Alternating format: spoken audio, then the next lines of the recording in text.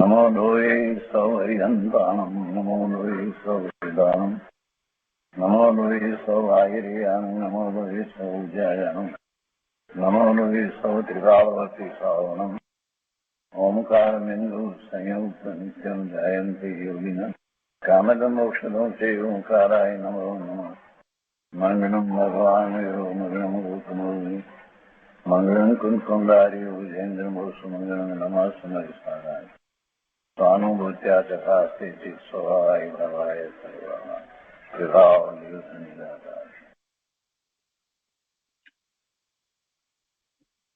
શ્રીમદ નેમિચંદ્ર સિદ્ધાંતિ દેવ રચિત દ્રવ્ય સંગ્રહનો સ્વાધ્યાય આપણે કરી રહ્યા છીએ. સાથે પૂજ્ય બ્રહ્મદેવજીની ટીકા છે. એમાં આપણે 21મી ગાથા સુધી સ્વાધ્યાય કર્યો છે. હવે આજે આગળ 22મી ગાથાથી સ્વાધ્યાય લઈએ છીએ. દ્રવ્ય સંગ્રહમાં 22મી ગાથામાં નિશ્ચય કાળનું વિશેષ લક્ષણ એમ કહે છે. બીજી રીતે એનો વિચાર કરીએ તો 22મી ગાથાની અંદર નિશ્ચય કાળના રહેવાના ક્ષેત્રનું તથા દ્રવ્યની સંખ્યાનું પ્રતિપાદન કરે છે. નિશ્ચય કાળ ક્યાં છે, કઈ જગ્યાએ એનું ક્ષેત્ર છે અને કેટલા પ્રમાણમાં છે એની સંખ્યા, એનું પ્રતિપાદન આ ગાથામાં કરવામાં આવ્યું છે. તો સંસ્કૃતમાં ગાથા આ રીતે છે. લોકાકાશ પ્રદેશે એકૈકસ્મિન ये स्थिताः हि एकैका रत्नाना राशि इव ते काळानव असंख्य द्रव्याणि. અને હિન્દીમાં ગાથા આ રીતે છે. લોકાકાશ પ્રદેશની માહી એક એક પરિજુદે ગિણાહી જે અસંખ્ય તિષ્ઠઈ સ્થિર રૂપ કાળાનું જેમ રત્નની તૂપ. ગાથાના અન્વયાર્થમાં કહે છે કે એકૈકસ્મિન લોકાકાશ પ્રદેશે, એક એક લોકાકાશ પ્રદેશ ઉપર એ એકૈકા રત્નાના રાશિ ઇવ, જે એક એક કાળના અણુઓ રત્નોના ઢગલાની માફક જુદા જુદા સ્થિતા તે અસંખ્યા દ્રવ્યાણ, રત્નોના ઢગલાની માફક જુદા જુદા રહેલા છે તે કાળાઓ અસંખ્ય દ્રવ્યો છે. એક એક લોકાકાશ પ્રદેશ ઉપર જે એક એક કાળના અણુઓ રત્નોના ઢગલાની માફક જુદા જુદા રહેલા છે તે કાળાણુઓ અસંખ્ય દ્રવ્યો છે. ભાવાર્થમાં અહીંયા કહે છે કે લોકાકાશના પ્રત્યેક પ્રદેશ ઉપર રત્નોની રાશિની માફક કાળાણુઓ અલગ અલગ રહેલા છે. જેવી રીતે રત્નોનો ઢગલો કરવાથી દરેક રત્ન અલગ અલગ રહે છે, કોઈ રત્ન બે સાથે ભેગા જોડાઈ જતા નથી, અલગ અલગ જ રહે છે.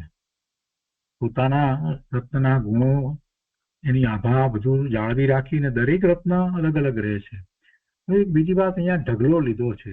ઢગલો કેમ લીધો? ઢગલો એટલા માટે લીધો કે આકાશના પ્રદેશનો વિચાર કરીએ તો એ કોઈ સપાટી નથી, એ પણ ઘન છે.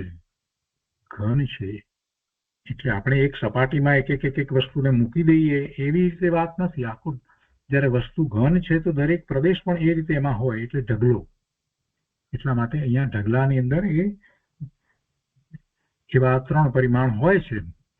એટલે તો જેવી રીતે રત્નોનો ઢગલો કરવાથી દરેક રત્ન અલગ અલગ રહે છે, તેવી રીતે લોકાકાશના પ્રત્યેક પ્રદેશ ઉપર એક એક કાળાણું અલગ અલગ છે.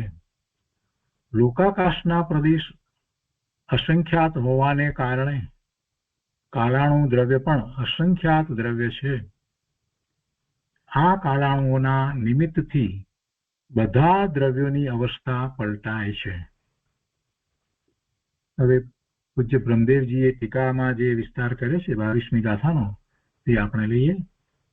ગાથાર્થને ફરીથી જોઈએ. જે લોકાકાશના એક એક પ્રદેશ પર રત્નોના ઢગલાની જેમ ભિન્ન ભિન્નપણે એક એક સ્થિત છે. ભિન્ન ભિન્નપણે અને પાછું એક પ્રદેશે એક સ્થિત છે. તે કાળાનું અસંખ્ય દ્રવ્ય છે.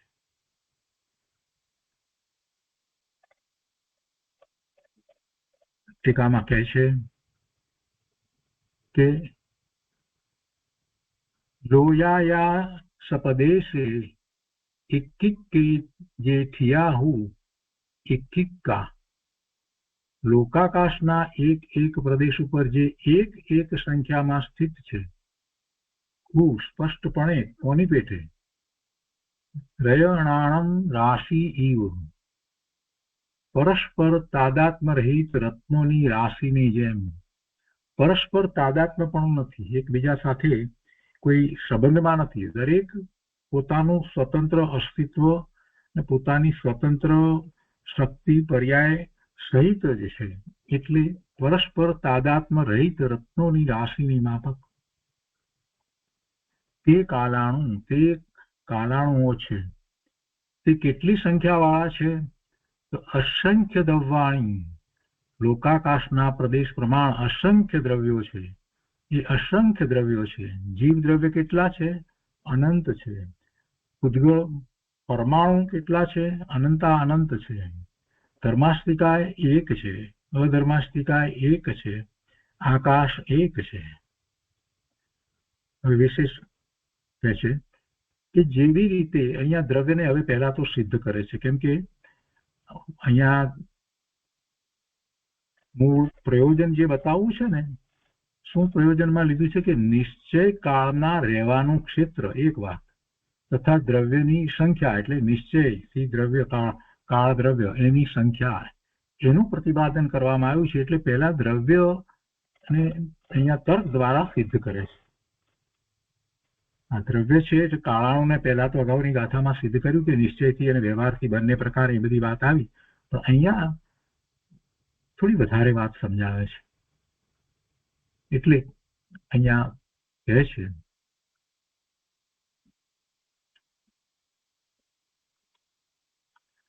કે વિશેષ જેવી રીતે આંગળીને વક્ર પર્યાયની ઉત્પત્તિ જે ક્ષણે થાય છે, એટલે કે આંગળીને વાંકી કરવામાં આવી, તે જ ક્ષણે પૂર્વના સીધા પર્યાયનો વ્યય થાય છે. પહેલા આંગળી સીધી હતી, હવે આંગળીને વાંકી કરી તો જે સીધી પર્યાય હતી એનો વ્યય થયો અને વાંકી વક્ર પર્યાયની ઉત્પત્તિ થઈ. અને આંગળી પણ ધ્રુવપણું રહે છે. આંગળી સીધી હતી પછી વાંકી થઈ તો એ પર્યાય જે બદલાઈ તે છતાંય આંગળી તો આંગળી જ રહી. આંગળી ધ્રુવપણે રહી. એટલે આંગળી પણ ધ્રુવપણું રહે છે. બદલાવ પર્યાયનો છે એ વખતે પણ વસ્તુ જે છે એ ધ્રુવપણે કાયમ ટકીને રહે છે. આ ઉદાહરણ દ્વારા વસ્તુને સ્પષ્ટ કરી જે આપણને ખ્યાલમાં આવે. આંગળી આપણને ઇન્દ્રિય જ્ઞાનનો વિષય છે, ચક્ષુ ઇન્દ્રિયનો વિષય છે, આપણને દેખાય છે અને પછી સીધી છે એમ દેખાય છે, પછી વાંકી થઈ એમ પણ દેખાય છે. એટલે એ પર્યાય બદલાય, અવસ્થા બદલાય એ પણ ખ્યાલ આવે છે. અને સાથે ને સાથે એ પણ ખ્યાલ આવે છે કે આંગળી તો આંગળી જ રહી. એટલે એ દ્રષ્ટાંત દ્વારા સમજાયું કે પર્યાયનો ઉત્પાદ થાય, પર્યાયનો વ્યય થાય. પૂર્વની પર્યાય જે સીધી હતી એવી પર્યાયનો વ્યય થાય અને નવી પર્યાય જે વક્ર રૂપે થઈ, વાંકી થઈ એવી પર્યાય થઈ. તે છતાં પણ આંગળીમાં કાંઈ ફેર પડ્યો નહીં, આંગળી તો રહી. એટલે એ આંગળી પણ જે રહ્યું એ જ ધ્રુવપણું છે. એવું ધ્રુવપણું રહે છે. અને એ પ્રમાણે દ્રવ્યની સિદ્ધિ થાય છે. એટલે કોઈ પણ દ્રવ્ય ને એ રીતે આપણે સાબિત કરી શકીએ છીએ. એ દ્રવ્યની બે પર્યાયોને લઈએ અને વિચાર કરીએ કે પહેલા આ અવસ્થા હતી, પછી બીજી અવસ્થા થઈ, પણ બંને અવસ્થા વખતે એ દ્રવ્ય તો તેનું તે જ રહ્યું. એટલે આપણને એ દ્રવ્ય અને પર્યાય એ કઈ રીતે ભિન્ન છે એનો ખ્યાલ આવે છે. એ જ દ્રવ્યની પર્યાય છે પણ બદલાવ થાય છે. એટલે કે પૂર્વની પર્યાય જે છે એનો વ્યય અને એના પછીની એટલે ઉત્તર પર્યાય છે એનો ઉત્પાદ થાય છે અને વસ્તુ ધ્રુવપણે ટકી અને કાયમ રહે છે. આ દ્રવ્યને સિદ્ધ કરી અને એ વાતને અહીંયા કાળ દ્રવ્ય ઉપર ઉતારવા માગે છે બ્રહ્મદેવજી. એટલે આ પહેલા વાત આપણને સિદ્ધાંતની વાતને આ રીતે દ્રષ્ટાંતથી સમજાવી. નાના બાળકને પણ સમજાઈ જાય એવી સરળ રીતે એમણે સમજાવી દીધું કે ભાઈ આંગળી તો આંગળી રહી કે નહીં, સીધી હતી એ પછી વાંકી થઈ, પણ છેવટે આંગળી તો આંગળી જ રહી ને. બે પર્યાયો જે બદલાય તે છતાંય આંગળીમાં શું ફેર પડે? તો કે આંગળી તો આંગળી પણ જ રહી. આ જ ધ્રુવપણું છે અને આ જ ધ્રુવપણાને આપણે સમજવાનું છે. આ એક મોટી વાત છે, આપણે ઘણી વાર સાંભળી છે એટલે એને ગંભીરતાથી લેતા નથી. વાસ્તવમાં તો મારી પર્યાય હું ભગવાન આત્મા, એની જે પર્યાય દરેક ક્ષણે ક્ષણે બદલાય છે, છતાં હું તો એવો ને એવો ભગવાન ત્રિકાળ શુદ્ધ જ રહું છું.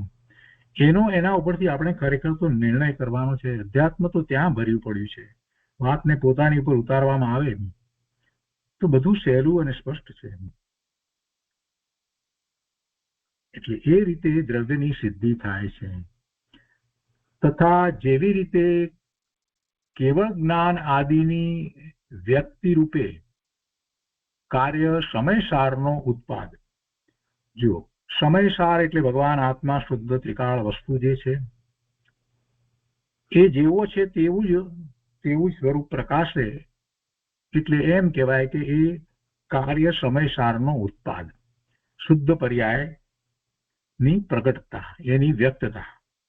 એટલે કહે છે કે જેવી રીતે કેવળ જ્ઞાન આદિની વ્યક્તિ રૂપે કાર્ય સમયસારનો ઉત્પાદ થયો. એ કાર્ય સમયસારનો ઉત્પાદ હોય એવું કાર્ય થયું શુદ્ધ, તો શું હોય? તો કે કેવળ જ્ઞાન આદિની વ્યક્તતા થઈ હોય. કેવળ જ્ઞાન એટલે કેવળ દર્શન, અનંત વીર્ય, અનંત સુખ એવા ચતુષ્ટય એની વ્યક્તતા પ્રગટતા રૂપે એ કાર્ય થયું, એવી પર્યાય થઈ. તો એ જ કાર્ય સમયસારનો ઉત્પાદ છે. એ પર્યાય છે, એ એવી અવસ્થા થઈ છે, એવી એ દશા થઈ છે. એટલે એ કાર્ય સમયસારનો ઉત્પાદ એને કહેવામાં આવ્યો. હવે આગળ કહે છે કે નિર્વિકલ્પ સમાધિ રૂપ કારણ સમયસારનો વિનાશ. આ જયારે થાય છે ત્યારે શું થાય છે? તો કે આ જયારે કાર્ય થયું એની પહેલા, આ કાર્ય થયું એની પહેલા શું હતું? કેવી પર્યાય હતી? આત્માની કેવી પર્યાય હતી? તો કે નિર્વિકલ્પ ધ્યાન સમાધિ રૂપ એની અવસ્થા હતી. તો આ અવસ્થા જે સમાધિ રૂપ અવસ્થા હતી એમાં પણ એને આનંદ શાંતિ વગેરેનો અનુભવ થતો હતો. એવી અવસ્થા હતી.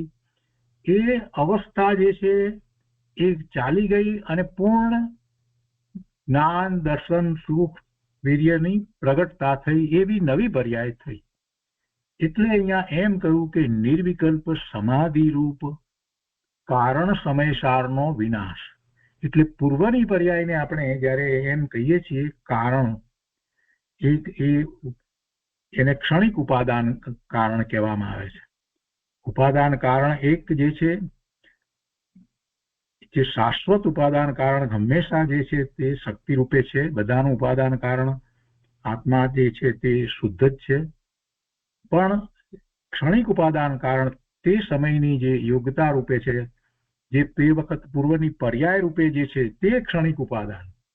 તો એ ક્ષણિક ઉપાદાન એ પર્યાય છે એને કહેવામાં આવે છે. અને કઈ દરેક વખતે પૂર્વની પર્યાય જે છે એ છે એને કારણે આ કઈ થાય છે એવી તો કોઈ વાત હોતી નથી. બધી પર્યાય તો સ્વતંત્ર જ છે.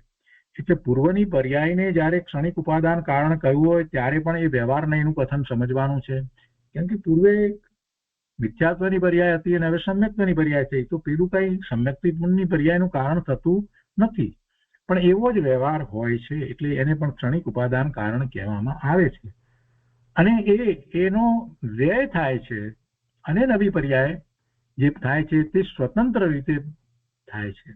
નવી પર્યાયનો ઉત્પાદ કોઈ કરે છે, કરાવે છે એમ નથી, પણ એ સ્વતંત્ર રીતે થાય છે. તો અહીંયા વાત લીધી છે કે નિર્વિકલ્પ સમાધિ રૂપ કારણ સમયસારનો વિનાશ. એને કારણ સમયસાર કહેવામાં આવ્યું.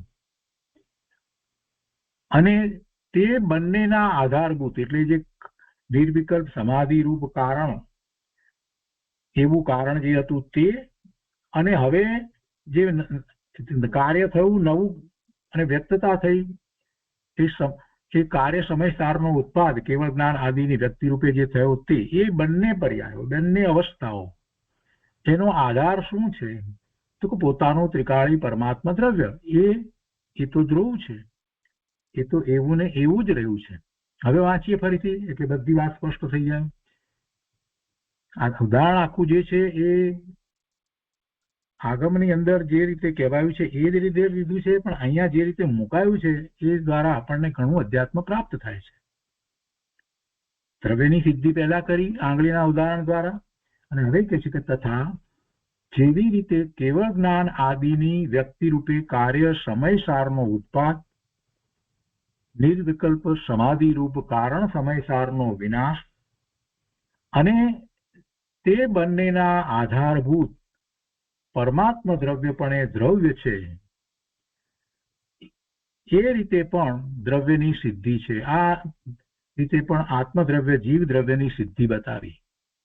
જીવ દ્રવ્ય ત્રિકાળ ભગવાન આત્મા એ વખતે પણ એવો ને એવો જ રહ્યો. પૂર્વની પર્યાયમાં જે સમાધિરૂપ પર્યાય હતી, એ સમાધિરૂપ પર્યાય જે છે એનો વ્યય થયો, અને નવી પર્યાય જે કેવળ જ્ઞાન આદિ રૂપે પ્રગટ થઈ એનો ઉત્પાદ થયો, અને ભગવાન આત્મા એવો ને એવો ધ્રુવ રહ્યો.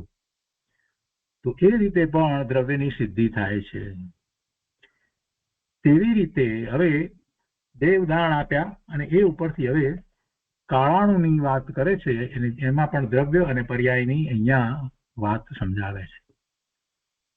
તેવી રીતે કાલાણુને પણ મંદ ગતિથી પરિણમેલા પૂતગળ પરમાણુ વડે પ્રગટ કરાયેલ, અને કાલાણુ રૂપ ઉપાદાન કારણથી ઉત્પન્ન થયેલ જે વર્તમાન સમયનો ઉત્પાદ છે, તે જ ભૂતકાળના સમયની અપેક્ષાએ વિનાશ, અને તે બંનેના આધારભૂત કાલાણુ દ્રવ્ય રૂપે દ્રવ્ય છે. આમાં એક વ્યવહાર કાળની વાતને લીધી, કેમ કે અહીંયા બંને પર્યાય બતાવી છે, એટલે યાદ અપાયું આપણને. શું યાદ અપાયું આપણને? અગાઉની ગાથામાં જે વાત આવી હતી એ વાત કરી. કે છે કે આપણને ખ્યાલ આવે છે કે બીજા પરમાણુઓ, જીવો વગેરેના બધાના પરિણમન થઈ રહ્યા છે, એ દ્વારા આપણને આ કાળ દ્રવ્યની પર્યાય, સમય, મિનિટ વગેરે જે છે એનો ખ્યાલ આવે છે. એ વાત આપણે અગાઉના સ્વાધ્યાયમાં, અગાઉની ગાથામાંથી આપણે સમજ્યા છીએ, અને એ વ્યવહાર કાળ કહેવામાં આવ્યો. તો એને અહીંયા પહેલા લીધું કે એ રીતે પણ દ્રવ્યની સિદ્ધિ છે. કયા પછીથી હવે એના પછીનું વાક્ય જે કહે છે કાળાણુ માટે, એમાં કહે છે કે તેવી રીતે કાળાણુને પણ મંદ ગતિથી પરિણમેલા પૂતગળ પરમાણુ વડે પ્રગટ કરાયેલ. હવે મંદ ગતિથી પરિણમેલો પૂતગળ પરમાણુ એટલે એ પૂતગળ પરમાણુ આકાશના એક ક્ષેત્રથી એના નજીકના બીજા ક્ષેત્રમાં મંદ ગતિથી જાય છે, અને એ જે ગાળો જે છે જવાનો, જે આ ક્ષેત્રથી બીજા ક્ષેત્રમાં ક્ષેત્રાંતર થવાનો જે એનો એ ગાળો જે છે એ કાળનો ગાળો છે. અને એના દ્વારા આપણે એ સમયને જાણ્યો કે એમાં જે કાળ વીત્યો એ સમય છે, અને એને એક સમય કહેવામાં આવ્યો.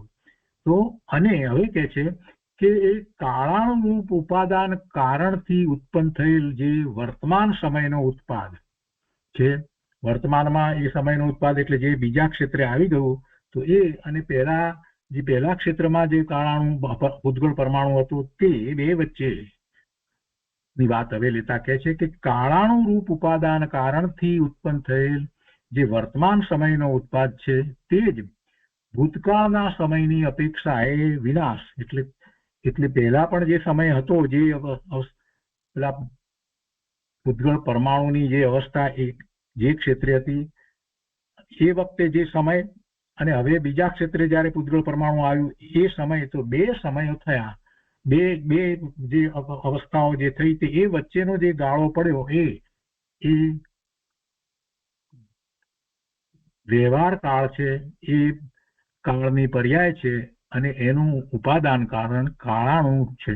એટલે કે છે કે કાળાણુ રૂપ ઉપાદાન કારણથી એ ઉત્પન્ન થયેલ જે વર્તમાન સમયનો ઉત્પાદ છે, તે જ ભૂતકાળના સમયની અપેક્ષાએ વિનાશ, અને તે બંનેના આધારભૂત કાલાણુ દ્રવ્ય રૂપે એ દ્રવ્ય છે.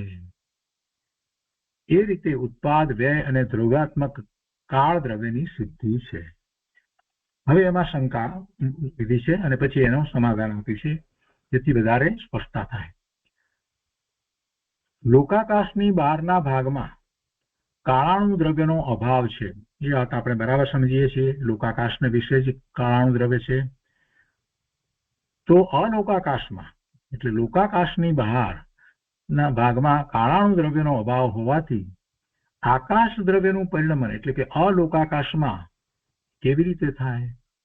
લોકાકાશમાં તો છે ત્યાં તો આકાશ દ્રવ્યનું પરિણમન થાય, પણ જે બાકી રહેલું જે અલોકાકાશ જે તો અનંત છે, તો એનું પરિણમન કેવી રીતે થાય? આપણે એમ કહીએ કે બધા દ્રવ્યોનું પરિણમન થાય છે, તો આકાશ દ્રવ્યનું પરિણમન એ કેવી રીતે થાય? એમાં નિમિત્ત કારણ તો છે નહીં અલોકાકાશમાં. લોકાકાશમાં છે. તો એનું સમાધાન આપતા કહે છે કે આકાશ અખંડ દ્રવ્ય છે. એ વાત આપણે ભૂલી ન જવી જોઈએ. આકાશના કોઈ ભાગ પડતા નથી. આકાશ તો અખંડ દ્રવ્ય જ છે. લોકાકાશ જેટલો ભાગ આપણે જે કહીએ છીએ એ તો એટલું સમજવા માટે કે એટલા ભાગની અંદર જ આ બધા દ્રવ્યો રહ્યા છે, અને બાકી અનંત અલોકાકાશ છે એમાં એ દ્રવ્યો નથી. પણ કોઈ એના બે ભાગ પડી જાય જુદા એવી વાત નથી. એટલે આકાશ તો અખંડ જ છે. તો આકાશ અખંડ દ્રવ્ય હોવાથી જેમ કુંભારના ચાકના એક ભાગમાં લાકડીથી પ્રેરવામાં આવતા, એટલે લાકડીથી ચાકડાનો એક ભાગને ફેરવીએ ગોળ આખો છે અને એક જગ્યાએથી ફેરવીએ તો આખું એ ચાકડો ફરે છે ને, કે આખા ચાકડાને પકડવો પડે ને ફેરવવો પડે એવું તો નથી હોતું. લાકડી તો ચાકડાના એક ભાગને ફેરવે છે તો આખું પૈડું આખું ફરે છે, ચાકડો છે તે આખો ફરે છે. તેમાં ગતિ બધામાં થાય છે ને, આખા ચાકડાના ભાવમાં ગતિ થાય છે ને.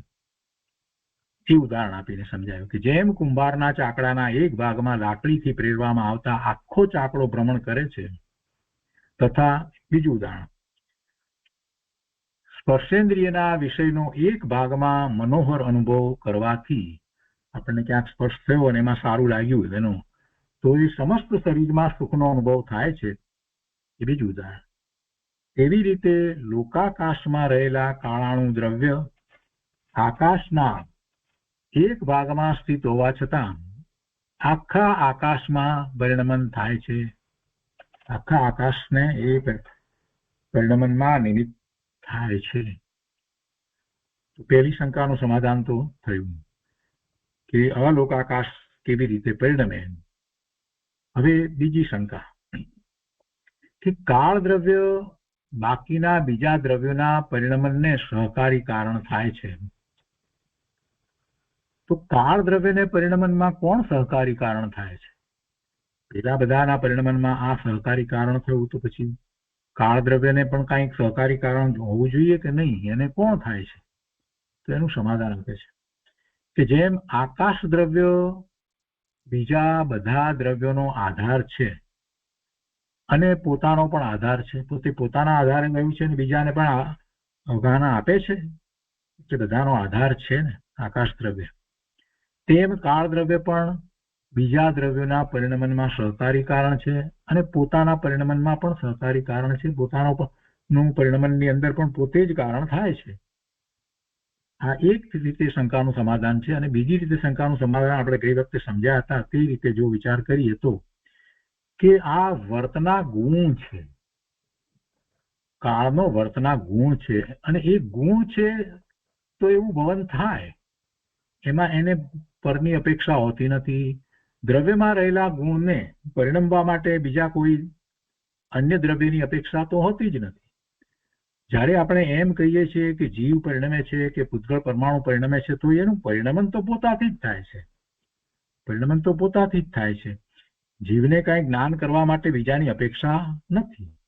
તો એવી રીતે જો આ કાળ દ્રવ્યના મુખ્ય ગુણનો વિચાર કરીએ તો આપણને પહેલાથી સમજાય કે એ એનું પરિણમન છે, એટલે એને કાંઈ બીજાની અપેક્ષા નથી.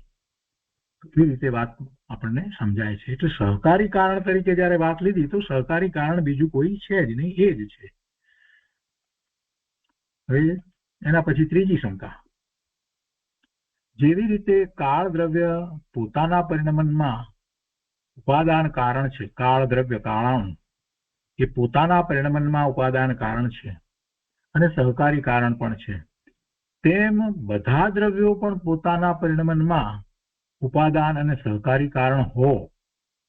સહકારી કારણ શબ્દ લીધો ને એને બંને આને વિશે જયારે કહ્યા એ સમજાવવા માટે કહ્યા છતાં પણ એ રીતે લીધું એટલે શંકા કરી.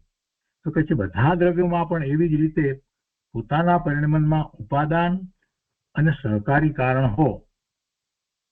તે દ્રવ્યના પરિણમનમાં કાળ દ્રવ્યનું શું પ્રયોજન છે? તો પછી બધાનું પરિણમન પણ એવી જ રીતે પોતાથી થાય છે, તો પછી કાળ દ્રવ્યનું પરિણમન શું છે? એમાં સહકારી કારણની શા માટે વાત કરવામાં આવે છે?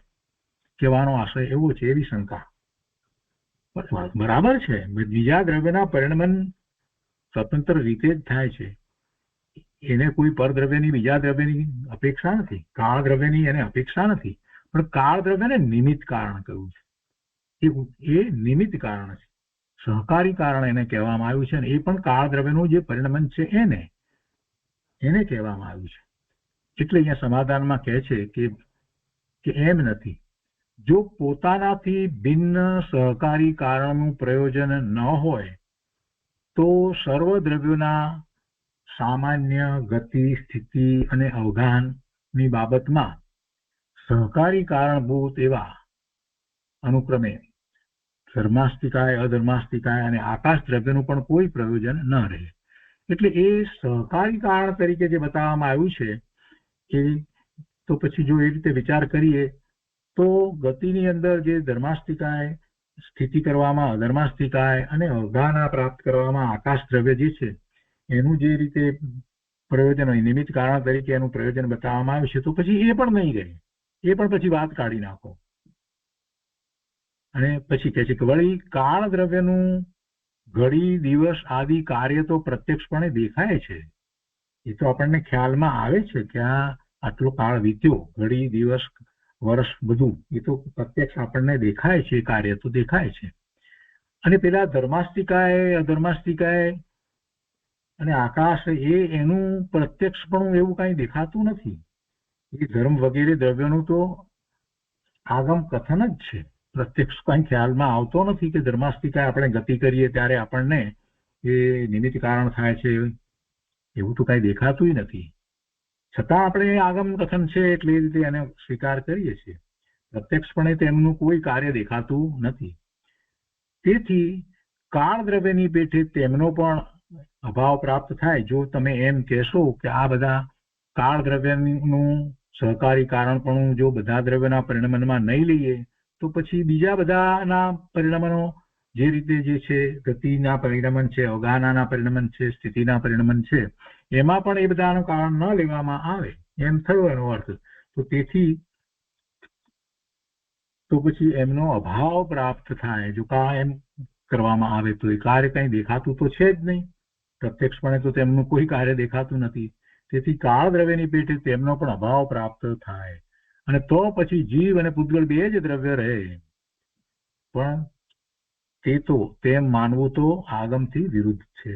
એટલે સહકારી કારણ તરીકે તમે જે સ્વીકાર્યા છે, બીજા ત્રણ દ્રવ્યોના સહકારી કારણ તરીકે સ્વીકારવામાં આવ્યું છે, તો એને રાખો તમે. એમ કે છે કે ધર્માસ્તિકાય, અધર્માસ્તિકાય, આકાશ જે છે એના પરિણમનો જે છે એ સહકારી કારણ થાય છે ગતિમાં, સ્થિતિમાં અને અવગાહનામાં. તો એ રીતે છે. તો એ રીતે કાળનું જે કાળને પણ એનામાં વર્તના નામનો ગુણ છે, તો એને કારણે એની જે પર્યાય જે થઈ રહી છે એ સમયની પર્યાય જે છે એને તમે કોઈ પણ દ્રવ્યના પરિણમનમાં સહકારી કારણ તરીકે રાખો. અને એ દ્વારા ખરેખર જોવા જઈએ તો આપણને એની સાપેક્ષતા પ્રાપ્ત થાય છે. બીજી રીતે આપણે જરાક વિચાર કરીએ, બધા દ્રવ્યોને આમ ઉપર મૂકીએ અને પછી દરેકના પરિણમન આમ ઉભા ક્રમમાં વિચાર કરીએ તો દરેકનું પરિણમન, દરેકની અવસ્થાઓ બદલાય છે. તો એમાં કાળ દ્રવ્યના પરિણમનને પણ કાળ મૂકીએ, કાળાનું, અને કાળાનું પરિણમન થાય છે તો દરેક સમય સમય સમય સમય સમય, પહેલો સમય, બીજો સમય, ત્રીજો સમય, ચોથો સમય, પાંચમો સમય, એમાં 10 સમય સુધી આપણે મૂકીએ. ને આ બાજુ જીવ દ્રવ્યનું પરિણમન લઈએ તો એનું પણ પહેલા સમયમાં એને આ જ્ઞાન દશા, બીજા સમયમાં આવી જ્ઞાન દશા, ત્રીજા સમયમાં આવી જ્ઞાન દશા, ચોથા સમયમાં આવી જ્ઞાન દશા, એ બધા ગુણોના ની દશા 10 સમય સુધીની આપણે જે લઈએ છીએ તો એ કયા સમયની કઈ દશા છે એના દ્વારા આપણે નક્કી કરીએ છીએ કે આ 8મા સમયની જ્ઞાન દશા છે, આ પહેલા સમયની જ્ઞાન દશા એની છે, આ 10મા સમયની જ્ઞાન દશા આવી થઈ છે. એ તો સાપેક્ષતા આપણે શેની સાથે એ સાપેક્ષપણે કોની સાથે સરખાવીએ છીએ તો કાળ દ્રવ્યની પર્યાય સાથે સરખાવીએ છીએ કે પહેલા એને મિથ્યાત્વની પર્યાય હતી 5મા સમયે અને પછી 6ઠા સમયે એને સમ્યક્ત્વની પર્યાય થઈ. તે કેવી રીતે નક્કી થયું? એટલે એ માટે આપણે આ કાળ દ્રવ્યનું પરિણમન જે છે એની સાપેક્ષતા સતત સ્વીકારીએ જ છીએ. એટલે એને સહકારી કારણ તરીકે એનું ઘણું મહત્વ છે, કોઈ સામાન્ય વાત નથી. બરાબર છે કે પરિણમન દ્રવ્યનું પોતાનું છે પણ છતાંય એની સાપેક્ષતા વિના આપણને ચાલતું નથી. જ્ઞાન કરવામાં પણ એની સાપેક્ષતાનો આપણે સ્વીકાર કરીએ છીએ, જ્ઞાનમાં પણ એની સાપેક્ષતાનો સ્વીકાર આપણે કરીએ છીએ. બહુ સરસ રીતે આ બધી વાતને આપણે સમજવાની છે એટલે વધુ સ્પષ્ટ થઈ જાય છે. 6 દ્રવ્ય આપણી દ્રષ્ટિમાં એક સાથે દેખાય, બધાના પરિણમન દેખાય અને બધાના પરિણમનોમાં બધાની સાથેનો એકબીજા સાથેનો જે સંબંધ સહકારીપણાનો એ બધું એક સાથે આપણને સિદ્ધ થઈ જાય એવી વાત અહીંયા તો છે. હવે આગળ એક વાત લે છે, સર્વ દ્રવ્યોને પરિણમનમાં સહકારી થવું એ કાળ દ્રવ્યનો જ ગુણ છે. બરાબર છે, એ વાત આવી. હવે કહે છે કે જેમ ઘ્રાણેન્દ્રિયથી રસાસ્વાદ થઈ શકતો નથી, નાકથી કઈ જીભથી જે સ્વાદ આવે એ કઈ થતો નથી, તેમ અન્ય દ્રવ્યનો ગુણ અન્ય દ્રવ્ય દ્વારા થઈ શકતો નથી. જે દ્રવ્યમાં જે ગુણ હોય એ દ્રવ્ય દ્વારા જ થાય, બીજા દ્વારા એ થતો નથી. જેમાં આપણે એક ગુણ જે પૂતગલનો ગુણ જે છે એ ગુણને પણ આપણે બીજી ઇન્દ્રિય દ્વારા જાણી શકતા નથી એના પરિણમનને, તો પછી બીજા ગુણ દ્વારા બીજી એક અન્ય ગુણને જાણવો એવું તો બની શકતું જ નથી. એ ઉદાહરણ આપ્યું. જેમ ઘ્રાણેન્દ્રિયથી રસાસ્વાદ થઈ શકતો નથી તેમ અન્ય દ્રવ્યનો ગુણ અન્ય દ્રવ્ય દ્વારા થઈ શકતો નથી, કેમ કે એમ માનવાથી દ્રવ્ય સંકરરૂપ દોષનો પ્રસંગ આવે, દ્રવ્યની ભેળસેળનો પ્રસંગ આવી જાય. પણ વસ્તુનું સ્વરૂપ એવું છે જ નહીં, એવી કોઈ ભેળસેળ નથી. દરેક દ્રવ્ય સ્વતંત્ર છે, સ્વતંત્ર પરિણમે છે, પોતાના ગુણો સહિત પરિણમે છે. હવે એના પછીની એક પાછી આગળ બીજી પણ વાત લીધી છે, શંકા કરી છે, ફરી પાછી કહે છે કે કોઈ કહે છે કે જેટલા કાળમાં આકાશના એક પ્રદેશથી બીજા પ્રદેશમાં પરમાણુ ગમન કરે છે તેટલા કાળને સમય કહે છે. આ સમય એક સમયની વ્યાખ્યા માટે થઈ લેવામાં આવ્યું છે.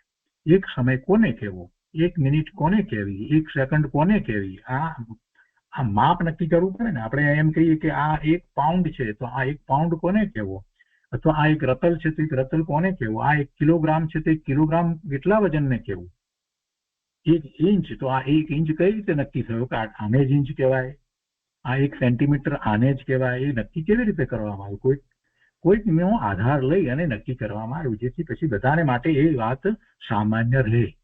આપણે એ બધા યુનિટ બધા નક્કી કરીએ છીએ અને એ યુનિટ યુનિવર્સલ રહે છે, એ યુનિટ યુનિવર્સલ છે એમ નક્કી કરવા માટે. નહીં તો પછી ખ્યાલ જ ના આવે. બીજાને આપણે વાત કરવા માંગીએ કે ભાઈ અમે 1 માઇલ ચાલ્યા તો 1 માઇલનો પેલાને શું ખ્યાલ આવે? 1 માઇલની કોઈ ડેફિનેશન જ ન હોય તો, એટલે એ યુનિટ છે. તો એ વાત જે છે એવી જ રીતે આ સમય માટેનો પણ એક યુનિટ જે છે તેને ધર્મની અંદર એક સમય કહેવામાં આવ્યો છે. અને અહીંયા વર્તમાનમાં વિજ્ઞાને આગળ વધી અને સેકન્ડના ઘણા બધા ભાગોની વાત કરી છે, નેનો સેકન્ડ સુધીની બધી વાત કરી છે, પણ પહેલા 1 સેકન્ડ એમણે ડિફાઇન કરી અને પછીથી આગળ એના ભાગ પાડીને એ બધી બધી વાતો કરે છે. પણ આપણે ત્યાં જે જૈન દર્શનમાં જે સમયનું માપ છે એટલે સુધી હજી વિજ્ઞાન પહોંચી શક્યું નથી અને પહોંચે નહીં, કેમ કે એ કેવડી ગમે છે. એક સમયનું માપ, એક પ્રદેશ એ અને એક પરમાણુ એ કેવડી ગમે છે, એ ઇન્દ્રિય જ્ઞાનનો વિષય નથી. તો અહીંયા કહે છે કે જેટલા કાળમાં આકાશના એક પ્રદેશથી બીજા પ્રદેશમાં પરમાણુ ગમન કરે તેટલા કાળને સમય કહે છે એમ આગમમાં કહ્યું છે. તો એક સમયમાં પરમાણુ 14 રાજ રાજુ ગમન કરતા જેટલા આકાશ પ્રદેશો ઓળંગે તેટલા સમય થવા જોઈએ.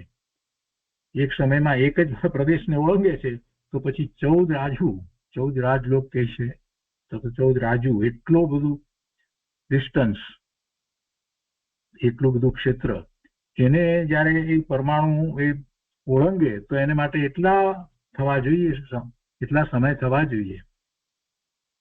તો એના સમાધાન માટે કહે છે કે પરમાણુ એક આકાશ પ્રદેશથી બીજા આકાશ પ્રદેશે જાય તેટલા કાળને સમય શાસ્ત્રમાં કહેલ છે.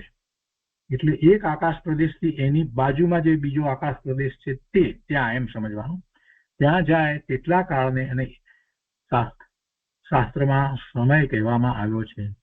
તો તે પરમાણુની મંદ ગતિની અપેક્ષાએ કહેવામાં આવ્યું છે.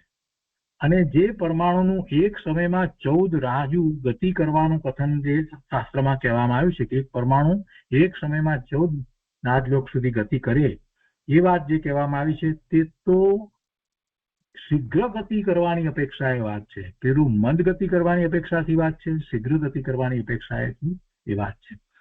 તેથી પરમાણુ 14 રાજુ ગમન કરે તો પણ એક સમયે જ થાય છે. અને ત્યાં દ્રષ્ટાંત એ છે કે કોઈ દેવદત્ત નામનો પુરુષ મંદ ગતિથી ચાલીને 100 દિવસમાં 100 યોજન ચાલે છે, એટલે રોજનો 1 યોજન ચાલે છે. અને તે જ પુરુષ વિદ્યાના પ્રભાવથી, એવી કોઈ વિશિષ્ટ વિદ્યાના પ્રભાવથી શીઘ્ર ગતિ કરીને એક દિવસમાં પણ 100 યોજન જાય છે. આ શાસ્ત્રમાં તો પહેલા આ બધી વિદ્યાઓ હતી ને, આકાશગામી વિદ્યા વગેરે, તો આકાશ માર્ગે આમ ચાલ્યા જાય. એટલે એ અપેક્ષાથી એવું ઉદાહરણ લીધું છે. ને આપણે તો અહીંયા સમજી શકીએ છીએ કે અત્યારે તો આપણે પ્લેનમાં જઈએ તો એ જ ડિસ્ટન્સ આપણે કેટલા 1 કલાકમાં કાપીએ છીએ, જે આપણે ચાલીને જઈએ તો કેટલાય દિવસો થાય. તો એ રીતે આપણને સમજાય એવું છે. એટલે એ તો ગતિ કેટલી ઝડપ છે એની અપેક્ષાથી વાત કરવામાં આવી છે. એટલે પરમાણુ જે છે એ એક સમયમાં એક આકાશના પ્રદેશથી બીજા આકાશના પ્રદેશે જાય, એ ડિફાઇન કરવા માટે, એ વ્યાખ્યા કરવા માટે એમ કહેવામાં આવ્યું કે આને એક સમય કહેવાનો, મંદ ગતિ, અને શીઘ્ર ગતિથી એ 14 રાજલોક ને પસાર કરે. એટલે આ ઉદાહરણ આપી અને અહીંયા એમ કહે છે કે એ જ પુરુષ વિદ્યાના પ્રભાવથી શીઘ્ર ગતિ કરીને એક દિવસમાં પણ 100 યોજન જાય છે, તો શું તેને 100 યોજન ચાલવામાં 100 દિવસ લાગે છે? ના, પણ એક જ દિવસ તેને લાગે છે. એની એવી વિદ્યાથી એ જઈ શકે છે. તેવી જ રીતે 14 રાજુ ગમન કરવામાં પણ શીઘ્ર ગમનને લીધે પરમાણુને એક જ સમય લાગે છે. તો આ બધી શંકાઓ કરી અને એના સમાધાનો કરી અને આપણે વધારે સ્પષ્ટતા કરી છે. હવે આગળ કહે છે કે વિશેષ સ્વયં વિષયોના અનુભવ રહિત હોવા છતાં પણ આ જીવ બીજાના જોયેલા, સાંભળેલા, અનુભવેલા વિષયનું મનમાં સ્મરણ કરીને જે વિષયોની અભિલાષા કરે છે તેને અપધ્યાન કહેવામાં આવે છે. જો પહેલા અપધ્યાનની વ્યાખ્યા કરીને પછી એમ કહેશે કે અપધ્યાન રહિત, એમ કહેવું તો છે અપધ્યાન રહિત. સીધું અપધ્યાન રહિત કહીએ તો આપણને ખ્યાલ ના આવે કે શેને અપધ્યાન કહેવાય, આપણે શેનાથી રહિત થવાનું છે. એટલે અપધ્યાનની આટલી મોટી લાંબી વ્યાખ્યા કરે છે. પહેલા તો શું અપધ્યાનની વ્યાખ્યા કરી કે સ્વયં વિષયોના અનુભવ રહિત, પોતાને એ વિષયોનો અનુભવ રહિત, પોતાને એવા વિષયોનો અનુભવ નથી, પોતે તો એવા વિષયોના અનુભવથી રહિત છે. પાંચે ઇન્દ્રિયોના વિષયોનો બધાને બધી જાતનો અનુભવ ન હોય છતાં, સ્વયં વિષયોના અનુભવ રહિત હોવા છતાં પણ આ જીવ બીજાના જોયેલા, સાંભળેલા, અનુભવેલા વિષયનું મનમાં સ્મરણ કરીને, ક્યાંક જઈને આવ્યા હોય ને, ટૂર લઈને આવ્યા હોય ને, પછી એનું વર્ણન કરે ને, પછી તો હા ત્યાં તો એટલી મજા આવી, વાત ન પૂછો. એટલે પછી આપણે પણ એમાં આવી જઈએ કે હા આપણે ત્યાં જઈએ તો એટલી મજા આવે. ને પછી એના વિચારોમાં જઈએ ને પછી ક્યારે જવું હવે, ને એના બધામાં આગળ ચાલ્યા જઈએ. એ બધું અપધ્યાન કહેવાય. એમાં પાંચે ઇન્દ્રિયના વિષયો સમજી લેવાના. એવી ખાવાની વસ્તુની બાબતમાં કોઈ એટલા વર્ણન કર્યા હોય તો પછી એમ થઈ જાય ઓહો, એ વાત તો જરૂર હવે ત્યાં જવું છે, એ વસ્તુ ખાવી જ છે. હવે જયારે જાય ત્યારે ખરો, પણ ત્યાં સુધી જ્યાં સુધી એ નથી જતો, ખાતો નથી, ત્યાં સુધી રોજ એના વિશે વિચાર કર્યા કર કે પેલા ત્યાં જઈ અને જે કરી આવ્યા, અમુક રેસ્ટોરન્ટમાં જઈને અમુક વસ્તુ ખાઈ આવ્યા, આપણે જવું જ છે. એ પછી જતા મહિનો થાય તો મહિના સુધી એ જ વિચાર ચાલે, અને એમાં કેટલું પાપ બાંધે. આમાં પાપ જ બંધાય ને, બીજું શું થાય? ઇન્દ્રિયના વિષય નું સ્મરણ કરીએ અને આપણે બીજું શું કરીએ? પાપ જ બાંધીએ છીએ. એ બધું અપધ્યાન છે, એ બધું અપધ્યાન છે. આ બધા પાંચેય ઇન્દ્રિયના વિષયો જે છે એની જ વાત એક વ્યક્તિ બીજા વ્યક્તિને કહેતો હોય છે. હંમેશા મોટા ભાગે વિષયો આ જ હોય છે. અને એ વિષયો માના કેટલાક વિષયો આ જીવને ગમી જાય છે એટલે એની એ ઈચ્છા કરે છે, એમ એને આસક્તિ થઈ જાય છે. બસ હવે એ મેળવીને જ રહું, એ કરવું જ છે. એ જઈ આવ્યા તો હું કેમ ન જવું? અમુક જગ્યાએ જઈ આવ્યા તો બહુ મજા આવી.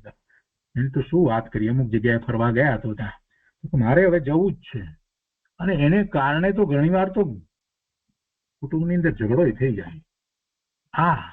આ બધું શું છે? એને અપધ્યાન કહેવામાં આવ્યું છે. ફરીથી વાંચીએ. સ્વયં વિષયોના અનુભવ રહિત હોવા છતાં પણ આ જીવ બીજાના જોયેલા, સાંભળેલા, અનુભવેલા વિષયનું મનમાં સ્મરણ કરીને જે વિષયોની અભિલાષા કરે છે તેને અપધ્યાન કહેવામાં આવે છે. આ અપધ્યાન છે. આ આપણને ન હોવું જોઈએ. અને હવે મૂળ વાત કરે છે પૂજ્ય બ્રહ્મદેવજી કે તે વિષય અભિલાષા રૂપ અપધ્યાન આદિ સમસ્ત જાળ રહિત, એ વિષય અભિલાષા રૂપ અપધ્યાન આદિ સમસ્ત જાળ રહિત, એ બધાથી રહિત, સમસ્ત જાળ રહિત, સ્વસંવેદનથી ઉત્પન્ન સહજાનંદ જેનું એક લક્ષણ છે એવા સુખના રસાસ્વાદ સહિત જે છે તે વિતરાગ ચારિત્ર છે. વાત તો વિતરાગ ચારિત્રની કરવી છે. અને વિતરાગ ચારિત્ર કેવું છે એમાં એટલું કહેવું છે કે એ અપધ્યાન આદિ સમસ્ત જાળ રહિત છે, એના વિનાનું છે. કેમ કે વસ્તુ સ્વરૂપને સમજાવે ત્યારે નાસ્તિથી અને અસ્થિથી બે રીતે સમજાવવામાં આવે.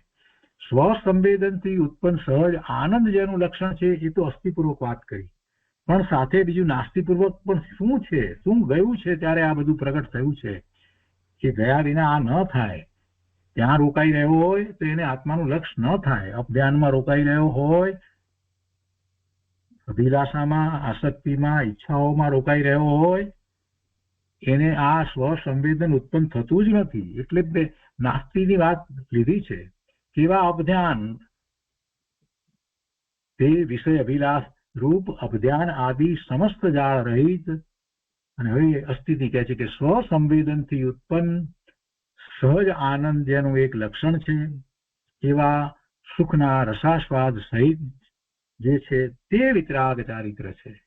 આ વિતરાગ ચારિત્ર અને તેની સાથે જે અવિનાભાવી હોય છે, તેની સાથે એટલે વિતરાગ ચારિત્રની સાથે જે હોય છે, અવિનાભાવી હોય છે એટલે હોય જ એકબીજા ના હોય નહીં, એ નિશ્ચય સમ્યક્ત્વ અથવા વિતરાગ સમ્યક્ત્વ કહેવાય છે. અને તે જ નિશ્ચય સમ્યક્ત્વ જ ત્રણેય કાળે મુક્તિનું કારણ છે. એ નિશ્ચય સમ્યક્ત્વ જ ત્રણેય કાળે મુક્તિનું કારણ છે. ભૂતકાળમાં પણ એના દ્વારા જ જીવોએ મુક્તિ પ્રાપ્ત કરી છે, વર્તમાનમાં પણ એમ જ છે અને ભવિષ્યમાં પણ એમ જ રહેશે. હવે કહે છે કે કાળ તો તેના અભાવમાં સહકારી કારણ પણ થતો નથી. કાળ એના અભાવમાં સહકારી કારણ પણ થતો નથી.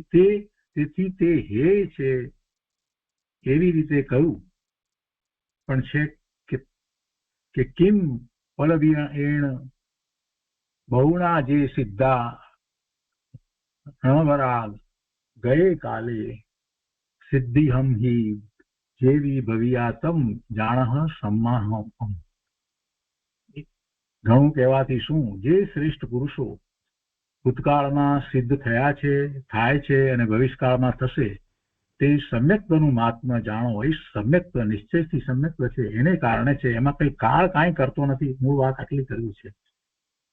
એ સહકારી કારણ પણ થતો નથી.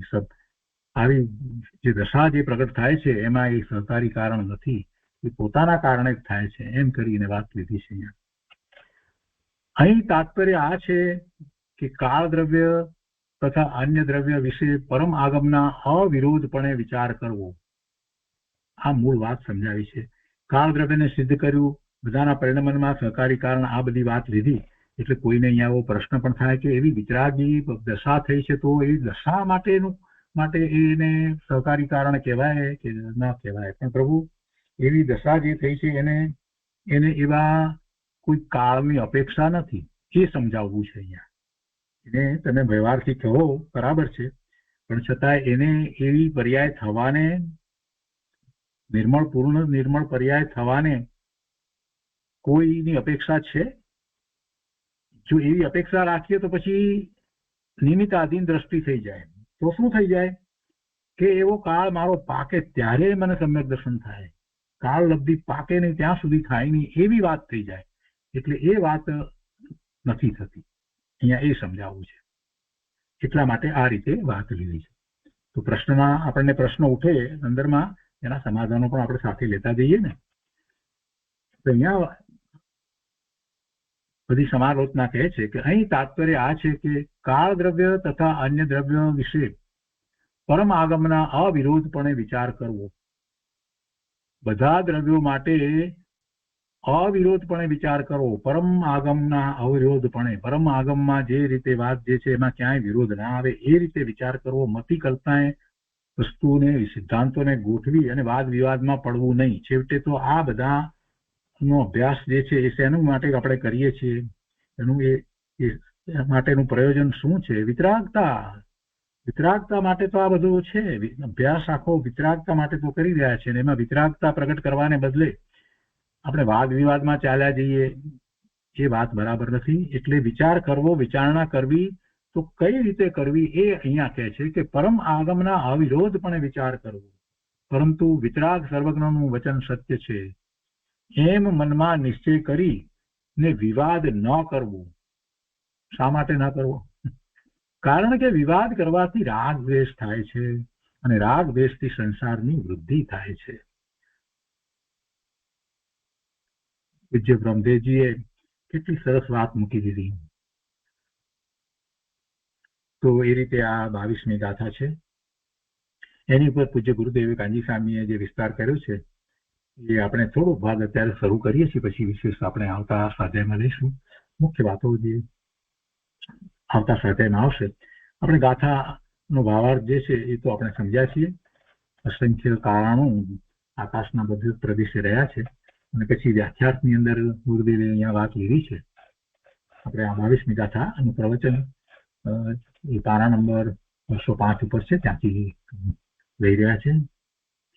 અને એમાં પહેલી વાત તો એ જે આવી કે નિશ્ચય કાળની સ્થિતિ, ક્ષેત્ર તથા કાળને દ્રવ્યમાં કેમ ગણવામાં આવે છે એ વિશેનું પ્રતિપાદન કરે છે. એટલે કેટલાક છે એ પણ સંખ્યા વગેરેની જે વાત જે છે એ બધી વાત પણ પહેલા એ લીધી છે, ને આપણે પહેલા આ બધું કરી ગયા છીએ, એટલે એમાં વધારે આપણે નથી રહેતા. એ 21મી ગાથાનો ભાગ હતો. 22મી ગાથામાં અહીંયા વ્યાખ્યાર્થમાં ગુરુદેવે થોડીક વાત લીધી છે, જરા વાંચનમાં લઈએ આપણે. કે એક એક કાળાનું લોકાકાશના એક એક પ્રદેશે એક એવી રત્નની રાશિની જેમ જુદા જુદા રહેલા છે તે કાળાનું છે. તે લોકાકાશના અસંખ્ય પ્રદેશ જેટલા અસંખ્ય કાળાનું છે. કાળ શબ્દ વાચક છે. પહેલા પણ આ વાત ગુરુદેવે લીધી છે, ફરીથી લે છે. તો તેનો વાચ્ય પદાર્થ હોવો જોઈએ. એટલે કાળ પદાર્થ નથી એમ કોઈ કહે તો કાળ શબ્દના અસ્તિત્વનું કારણ શું? કાળ શબ્દ છે તો પછી એનો પદાર્થ હોવો જોઈએ, એનું વાચ્ય હોવું જોઈએ, વાચક શબ્દ છે. અને જેમ ગોળ છે તો ગોળ શબ્દ છે તો ગોળ હોય છે, એ ઉદાહરણ આપીને વાત લીધી ગુરુદેવે. એટલે આ કાળ એ 2 અક્ષરનું પદ છે, ને સતપદ પ્રરૂપણા એટલે હોવા વાળા પદાર્થને બતાવનારા પદનું કથન કાળ શબ્દ છે. તો પછી કાળ પદાર્થ સત હોવો જોઈએ, એટલે એનું અસ્તિત્વ હોવું જોઈએ. અને તે કાળ પદાર્થ જ્ઞાનનો વિષય છે. તેને જ્ઞાન ન જાણે તો જ્ઞાન ખોટું ઠરે. સતપદ પ્રરૂપણા એટલે જે પદ જે છે, જે વાચક શબ્દ જે છે એનું વાચ્ય હોવું જોઈએ, અને એનો વિચાર કરવો જોઈએ. એટલે એ સતપદ પ્રરૂપણા જેમ છે તેમ વિચાર કરવો જોઈએ. એટલે હોવા વાળા પદાર્થને બતાવનારા પદનું કથન. હોવા વાળો પદાર્થ એ કાળાનું છે, દ્રવ્ય છે, અને એને બતાવનાર કાળ શબ્દ છે. તો કાળ પદાર્થ સત હોવો જોઈએ, અને તે કાળ પદાર્થ જ્ઞાનનો વિષય છે. તેને જ્ઞાન ન જાણે તો જ્ઞાન ખોટું ઠરે. એટલે જ્ઞાન અપેક્ષાએ આપણે આ જાણવું પડે, નહીતર જ્ઞાન આપણું ખોટું ઠરે. ગમે તેમ મતિ કલ્પનાએ આપણે કાળને માની લઈએ એમ ન ચાલે, એમ કહેવામાં આવે છે. પછી ગુરુદેવ ઉદાહરણ આપ્યું છે કે આપણે બીજું બધું તો જાણીએ છીએ કે આપણા માતા પિતા કે જે બધા શું મૂકીને ગયા છે, વારસો શું મૂકી ગયા છે, એનું તો ભાન કરીએ છીએ. તો પછી ભગવાનની વાણીમાં જે વાત આવી છે એ વારસો મૂકીને ગયા છે એનું કેમ આપણે સૂક્ષ્મતાથી વિચાર કરતા નથી? ધર્મ પિતા શું વારસો ને મૂડી મૂકી ગયા છે કે છે કે અહીં સર્વજ્ઞ ભગવાન ધર્મ પિતા કે શું વારસો અને મૂડી મૂકી ગયા છે તથા તેમના જ્ઞાનમાં અને વાણીમાં શું આવ્યું છે તે બરાબર તપાસવું જોઈએ, એનો આપણે વિચાર કરવો જોઈએ. પર પદાર્થથી અને વિકારથી રહિત પોતાના આત્માના શ્રદ્ધા, જ્ઞાન અને સ્થિરતા કરી ભગવાન કેવળ જ્ઞાન પામી મુક્ત થયા. મુક્ત થવા પહેલા તેમની વાણીમાં આવ્યું, એટલે કે સિદ્ધ થવા પહેલા એમની વાણીમાં આવ્યું કે જગતમાં 6 દ્રવ્યો છે અને તે જેવા છે તેવું જ્ઞાન કર, એ વાત એમાં આવી. તો પછી આપણે એનું જ્ઞાન કરવું જોઈએ. એ વારસો પ્રભુ મૂકી ગયા છે. અનંત કાળથી એવા ભગવાન એવો વારસો મૂકતા ગયા છે, મૂકતા ગયા છે, મૂકતા ગયા છે, અને દરેક કાળને વિશે આપણે હતા, પણ એ વારસાનો આપણે વિચાર કર્યો નથી. તો ગુરુદેવે એ વાત લીધી કે છે કે આ જગતમાં કોઈ પણ શબ્દ હોય તો તેનો વાચ્ય પદાર્થ હોવો જોઈએ. જીવ શબ્દ છે તો જીવ પદાર્થ હોવો જોઈએ. આત્મા આત્મા બોલીએ છીએ તો આત્મા શબ્દ છે તો આત્મા શબ્દનું, એ વાચક શબ્દનું વાચ્ય શું છે? આત્મા કોને કહેવો? આ એક શબ્દ જે છે એનું વાચ્ય સમજવા માટે આપણે ખૂબ ખૂબ ખૂબ પુરુષાર્થ કરી રહ્યા છીએ. અને એ જયારે વાચ્ય આપણને બરાબર એનું જ્ઞાન ભાન થઈ જાય છે તો આનંદ હોય છે. કેમ કે એનું જ્ઞાન ભાન અનુભવ વિના થતું નથી.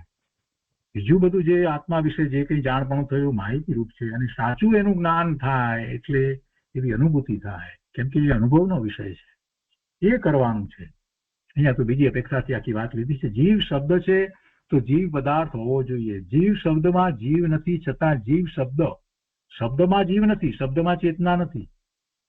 જીવ શબ્દમાં જીવ નથી, શબ્દ લખીએ કે બોલીએ એમાં જીવ નથી, છતાં જીવ શબ્દ જ્ઞાન આદિ અનંત સ્વભાવના ધારક જીવ પદાર્થને બતાવે છે, જીવ દ્રવ્યને બતાવે છે. એનું વાચ્ય એવું છે. એવી જ રીતે પૂતગળ શબ્દ પૂતગળ પદાર્થને બતાવે છે. તેવી રીતે બહિરાત્મા, અંતરાત્મા, પરમાત્મા શબ્દ છે તો તેવા જીવો પણ છે. એ શબ્દો છે તો એવા જીવો પણ છે. એ બધાનો પણ વિચાર કરવો જોઈએ.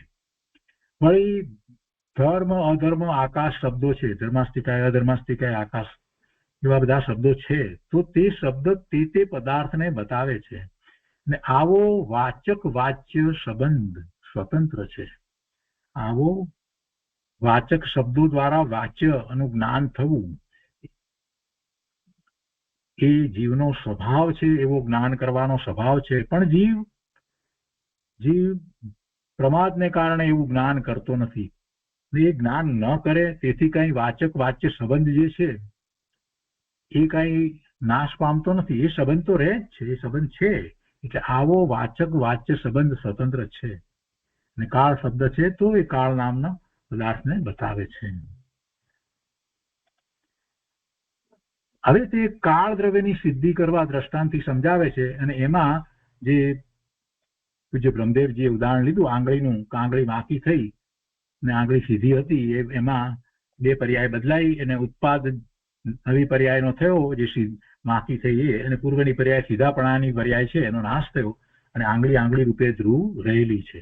તો ત્રણેય એક સાથે છે. ગુરુદેવ એમાં એક વાત વધારે સરસ રીતે સ્પષ્ટ કરે છે કે આ બરાબર છે, એ ત્રણેય એક સાથે છે. એટલે પૂર્વની પર્યાયનો વ્યય, નવી પર્યાયનો ઉત્પાદ અને આ ધ્રુવ પણ એક આંગળી ટકીને રહી છે. તો ત્રણેય એક સાથે છે. તે ઉપરથી કાળ દ્રવ્ય સાબિત કરશે. એટલે એ તો આપણે વાત આવી ગઈ, એટલે દ્રવ્ય પહેલા સાબિત કરે છે. અહીંયા તો જે સમયે નવી પર્યાય જે છે એનો ઉત્પાદ છે એ જ સમયે પૂર્વની પર્યાયનો વ્યય, એટલે વ્યય અને ઉત્પાદ એક સમયમાં છે. અને એ વખતે વસ્તુ ધ્રુવ તરીકે કાયમ રહેલી છે. અને બીજા પણ ઉદાહરણ ગુરુદેવે અહીંયા લીધા છે. લોટમાંથી રોટલી અને સોનાના કુંડળ વગેરેની ઉત્પત્તિ, એ બધી પર્યાયો લીધી છે. અને એમાં સોનામાંથી સોનું જે છે તે ધ્રુવપણે કાયમ રહે છે. એવી જ રીતે લોટમાંથી રોટલી થાય છે તો લોટ જે છે એ લોટ રહેલો અંદર મૂળ દ્રવ્ય છે એ ધ્રુવપણે કાયમ રહે છે વગેરે એ બધી વાત લીધી છે. અને પછી ગુરુદેવ કહે છે કે વેપારીઓ પોતાના ચોપડાનું જ્ઞાન બરાબર કરે છે કેમ કે એમાં રુચિ છે